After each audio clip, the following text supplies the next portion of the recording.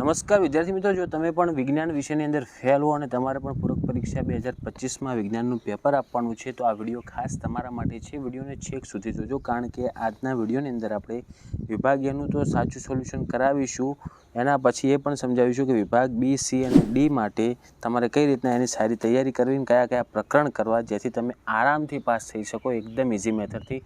તમને કોઈ પણ દાખલા નહીં આવડતા હોય ભૌતિક વિજ્ઞાનના તો પણ તમને આરામથી પાસ થઈ જશો. ઓકે મિત્રો, તો બધી જ ચર્ચા આપણે કરવાના છીએ, પછી વિભાગીયનું સોલ્યુશન કરીશું. તો વિડીયોને અંત સુધી જોવાનો છે. તમારા બીજા મિત્રોને શેર કરજો અને આવા ઉપયોગી વિડીયો માટે આપણી ચેનલને સબસ્ક્રાઈબ કરી દેજો. જો મિત્રો પહેલાં હું તમને સમજાવી દઉં સોલ્યુશન આપવું એ પહેલાં કે તમારે વિભાગ ડી માટે 20માંથી 20 ગુણ લાવવા હોય ને તો કેટલા પ્રકરણ કરવા, તો તમને જણાવી દઉં. જુઓ કે વિભાગ ડીની અંદર મિત્રો તમારે પ્રશ્ન નંબર 1 તો આવશે આપણે 47મો પ્રશ્ન. જુઓ, પીએચ માપક્રમ વિશે માહિતીવાળો મોસ્ટ ટાઈમ બી પ્રશ્ન તો છે જ, છતાં એ પાઠની અંદર બીજા પણ જેટલા તમને મોસ્ટ ટાઈમ બી પ્રશ્નો દેખાય છે અથવા બધી જ થિયરીઓ તમે તૈયાર કરી નાખજો. એક તો એ આવશે અને એના એ જ ચેપ્ટરનો, મતલબ કે બીજા ચેપ્ટરનો, આ બીજા ચેપ્ટરનો પ્રશ્ન છે એસિડ, બેઝ અને ક્ષાર, એના એ જ ચેપ્ટરનો એક 48મો પ્રશ્ન, એના પછીનો પણ જુઓ, ધોવાણના સોડાની બનાવટ લખો અને તેના કોઈ પણ 4 ઉપયોગ લખો. આ 2 પ્રશ્ન એક જ પ્રકરણના, મતલબ 4 ને 4 8 ગુણ તમારે ફક્ત બીજા પ્રકરણમાંથી વિભાગ ડીમાં તમે લાવી શકશો. ક્લિયર? હવે આપણે બીજા 3 પ્રશ્ન ગોતવાના રહ્યા. એવી જ રીતના સેમ ટુ સેમ 2 પ્રશ્ન આપણે આવશે ચેપ્ટર નંબર 5ના, જે મોસ્ટ ટાઈમ બી ચેપ્ટર છે, જેનું નામ છે જૈવિક ક્રિયાઓ. તો એનો એક આવશે પ્રશ્ન નંબર 50. જુઓ તમે કે પોષણના પ્રકાર જણાવી અને અમીબામાં પોષણ સમજાવો. અને 51મો પ્રશ્ન જુઓ, તમને આકૃતિ આપેલ છે માનવના પાચન તંત્રની, તો તમારે એનું નામ નિર્દેશન કરવાનું છે. જુઓ, ક્લિયર થઈ ગયું. 4 પ્રશ્ન ફક્ત 2 પ્રકરણથી, એટલે ટોટલ 16 ગુણ તમારે વિભાગ ડીમાં ક્લિયર થઈ ગયા. અને એ 2 પ્રકરણ કયા કયા? ચેપ્ટર 2 અને ચેપ્ટર 5. હવે એક લઈ રહેવાનું તમારે ઇઝી પ્રકરણ, એ પણ વિભાગ ડીમાં 4 ગુણમાં આવશે, જેનું નામ છે આપણે માનવ આંખ અને રંગબેરંગી દુનિયા. પ્રકરણનો ક્રમાંક છે 10. આ પ્રકરણનો પ્રશ્ન કયો છે? જુઓ તમે 52મો પ્રશ્ન કે માયોપિયાની ખામી અને તેનું નિવારણ જણાવો. માયોપિયા, હાઇપરમેટ્રોપિયા, આ રીતના ઘણા વિના જે પ્રશ્ન છે બધા જ તમારે તૈયાર કરી નાખવાના. મોસ્ટ ટાઈમ બી પ્રશ્નો ટોટલ એનો એક પ્રશ્ન આવશે ને આવશે જ. ઓકે, આ પ્રશ્ન પણ આઈએમપી તો છે જ, છતાં એક્સ્ટ્રા આપણે પ્રશ્ન તો કરવાના જ. ક્લિયર? તો જો વિભાગ ડીમાં તમારે 5 પ્રશ્ન થઈ ગયા 3 પ્રકરણથી, બીજું 5મું અને 10મું પ્રકરણ. 20માંથી 20 ગુણ તમારે થિયરીમાં બેઠે બેઠા આવી જશે. આવી રીતના આગળ આપણે વાત કરીએ. હવે વિભાગ સીમાં તમારે ટોટલ 9 ગુણની તૈયારી કરવી હોય ને તો ફક્ત 2 જ પ્રકરણ કરજો. કેટલા? 2. એમાં એક્સ્ટ્રા કયું પ્રકરણ આવશે? આપણે 2 પ્રકરણ એક્સ્ટ્રા કરવા પડશે વિભાગ સી માટે. તો જુઓ, એક તમારે પ્રશ્ન કરવાનો છે, 38મો પ્રશ્ન છે, એ પહેલા પ્રકરણનો છે વિઘટન પ્રક્રિયા એટલે શું, કોઈપણ એક ઉદાહરણ અને રાસાયણિક સમીકરણ દ્વારા સમજાવો. જેનો એક પ્રશ્ન આવશે પહેલા પ્રકરણનું નામ છે રાસાયણિક પ્રક્રિયાઓ અને સમીકરણો. 3 ગુણનો એક પ્રશ્ન આવશે. મિત્રો, વિડીયોને સ્કીપ કરતા નહીં ને, કે તમે એકદમ યુઝફુલ વિડીયોની માહિતી જે હું તમને આપું છું, ઇઝી ટ્રીક આપું છું, એ તમે મિસ કરી જશો. અંત સુધી જોજો અને પૂરી મેથડ સમજી લેજો. હવે વિભાગ સીની અંદર આપણે બીજી વાત કરીએ. એક જ પ્રકરણ લઈશું હવે એક્સ્ટ્રા, જેના 2 પ્રશ્નો એના જ પ્રકરણના આવશે. પ્રશ્ન નંબર તમે જુઓ, એક તો 39 અને એક જુઓ 40.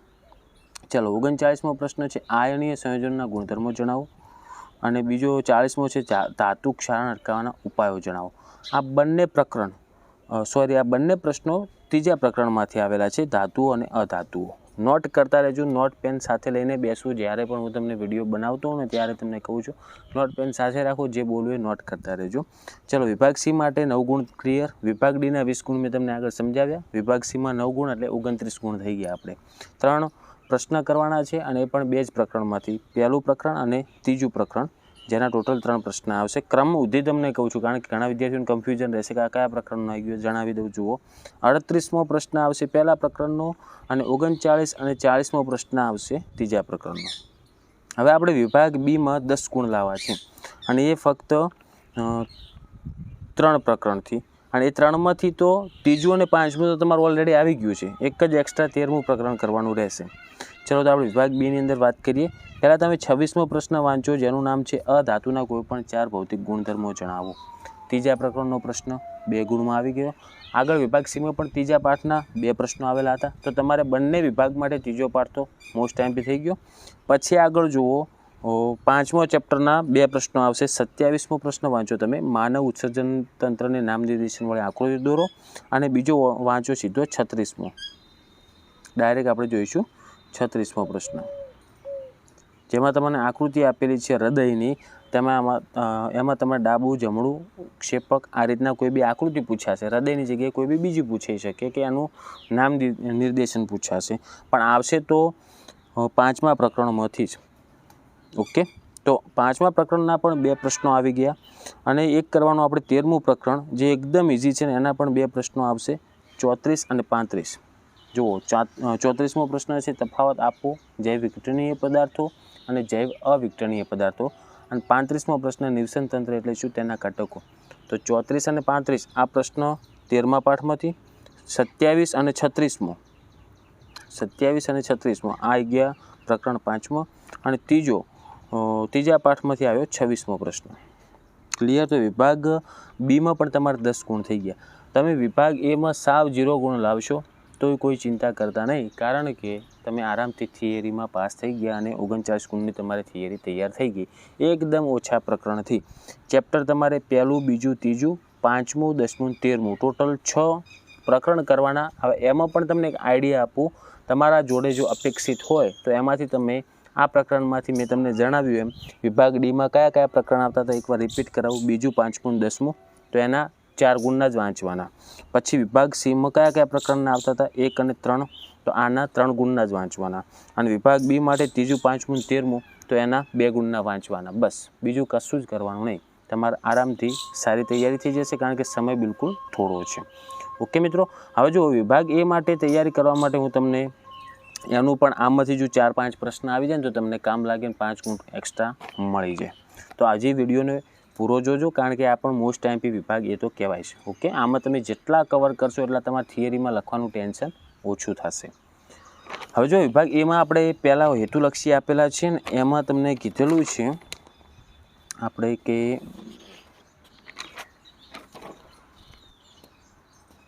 પહેલો પ્રશ્ન જુઓ કે હળદર બેઝ પદાર્થ સાથે કેવો રંગ આપે છે. તો એમાં જવાબ આવશે મિત્રો ઓપ્શન સી, લાલાશ પડતો કથ્થાઈ.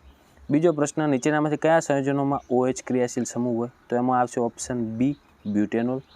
ત્રીજો પ્રશ્ન, પાચન માર્ગના કયા ભાગમાં ખોરાકનું સંપૂર્ણ પાચન થાય. તો એમાં આવશે ઓપ્શન ડી, નાનું આંતરડું. ચોથો પ્રશ્ન છે વિદ્યુત પ્રવાહનો એકમ લખો. તો એમાં આવશે ઓપ્શન બી, એમ્પિયર. પાંચમો છે શબ્દકોશમાં જોવા મળતા નાના અક્ષરો વાંચવા માટે તમે કયો લેન્સ પસંદ કરશો, કયો અરીસો પસંદ કરશો નાના અક્ષરો વાંચવા માટે. તો એમાં જવાબ આવશે ઓપ્શન બી, બહિર્ગોળ લેન્સ. છઠ્ઠો છે પ્રેસ બાયોપિયાની ખામી ધરાવતી વ્યક્તિ કયા લેન્સના ચશ્મા પહેરતી હશે. આ જો થિયરીઓ જે મેં તમને આગળ કીધી તેમ પ્રેસ બાયોપિયા, મેટ્રોપિયા, આ બધી જ આપણે તૈયાર કરવાની છે. તો છઠ્ઠામાં આવશે ઓપ્શન એ, બાયોફોકલ લેન્સ. પછી તમારે સાચા બને તે રીતના ખાલી જગ્યા પૂરવાનું છે. તો સાતમામાં આવશે મિત્રો મિથેન. આઠમાની અંદર આવશે ખૂબ જ વધી જાય છે. અને નવમાની અંદર આવશે શ્વસન. અને 10મું છે એમાં આવશે મિત્રો જનીન. ઓકે, 11મી ખાલી જગ્યામાં બંને અંતરગોળ આવશે. અને 12મી ખાલી જગ્યામાં આવશે પારો. તો આ ખાલી જગ્યાઓ વાંચી અને મેં તમને જવાબ આપ્યા એ તૈયાર કરી નાખવાના. પછી ખરા ખોટા આવશે. તો એમાં 13મું છે એની અંદર સાચું થશે, 14મું સાચું, 15મું ખોટું, 16મું પણ ખોટું થશે. ઓકે, પછી 17મો પ્રશ્ન છે જેમાં તમારે શું કરવાનું છે, જુઓ પ્રશ્નના જવાબ આપવાના છે એક ગુણમાં. તો 17માં જવાબ આવશે મિત્રો જુઓ કે રુધિરમાં શર્કરાની માત્રાનું નિયમન કયા અંતઃસ્ત્રાવ દ્વારા થાય છે. તો એનો જવાબ આવે ઇન્સ્યુલિન. 18માં જવાબ આવશે એમાં તમારે અલગ પાડવાનું છે, જુઓ કે પ્રભાવી બંધારણ અને પ્રચ્છન્ન બંધારણ. તો પ્રભાવી બંધારણમાં આવશે મિત્રો ડબલ ટી જે કેપિટલ છે અને એક કેપિટલ અને એક સ્મોલ આવશે. ઓકે, અને પ્રચ્છન્નમાં જે વધ્યા ને બે સ્મોલ ટી એ આવશે. 19માં જવાબ આવશે મિત્રો ઓપ્શન બી, બંધ બેસતી ન હોય એવી જોડી કનિનિકા અને સ્ફટિકમય લેન્સ. ઓકે, 20મો છે ઓહમના નિયમનું ગાણિતિક સૂત્ર લખવાનું છે. તો એમાં આવશે મિત્રો V = IR. હવે જોડકા આવી ગયા 21 થી 24. તો 21માં આમ છે ઓક્સિજન. તો એનો જવાબ થાય ઓપ્શન બી, પ્રકાંડની વૃદ્ધિમાં મદદરૂપ થાય છે. 22મો છે એબ્સિસિક એસિડ. તો એનો જવાબ આવશે ઓપ્શન સી, વનસ્પતિની વૃદ્ધિને અવરોધે છે. પછી આગળ 23મું જોડકું છે, એમાં જ આપેલું છે તૃતીય પોષક સ્તર, તો એમાં જવાબ આવશે ઓપ્શન બી પ્રાથમિક ઉપભોગીઓ. અને 24મું છે તૃતીય પોષક સ્તર, તો એમાં આવશે મિત્રો ઓપ્શન એ દ્વિતીય ઉપભોગીઓ. તો હવે આમાં તમારે શું કરવાનું ખબર છે મિત્રો, આ 13મા પાઠના છે એમાં તમારે જે ઉપભોગીઓને આપેલા છે ને ઉત્પાદકો, એ બધું કોઠો એક આપેલ છે એને સમજી લેજો. ઓકે, તો તમારા જોડકામાં 2 ગુણનું એના કોઈ બી વસ્તુ તો આવશે જ. ચલો મિત્રો, તો હવે તમને પહેલાં હું જણાવી દઉં કે ખબર ના પડી હોય તો એકવાર વિડીયોને ફરી જોઈ નાખજો. વિભાગ ડી, સી અને બી ઉપર ખૂબ ફોકસ કરજો. સ્માર્ટ વર્ક કરીને મહેનત કરીને તમે પાસ થઈ જશો. ઓકે મિત્રો, તો આજના વિડીયો માટે આપણે આટલું જ રાખીશું. આશા રાખું છું કે વિડીયો ઉપયોગી બન્યો છે, તો વિડીયોને લાઇક કરો, તમારા બીજા મિત્રોને જલ્દીથી જલ્દી શેર કરજો, જેથી એમને પણ આ ટ્રીકથી તૈયારી કરે એ પણ પાસ થઈ જાય. આવા ઉપયોગી વિડીયો માટે આપણી ચેનલને સબસ્ક્રાઈબ જરૂરથી કરજો.